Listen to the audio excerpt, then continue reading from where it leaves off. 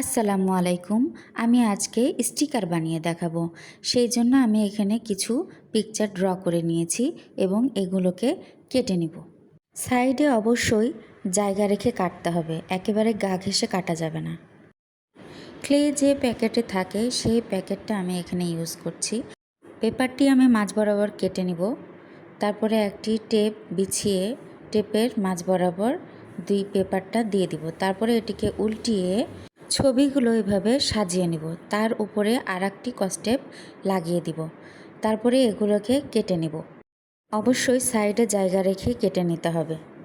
এই তো আমার কিউট কিউট স্টিকার রেডি। স্টিকারটি তোলার সময় অবশ্যই একটু ঘষা দিয়ে নেবেন, তাহলেই দেখুন কি সুন্দর আলাদা হয়ে যাচ্ছে।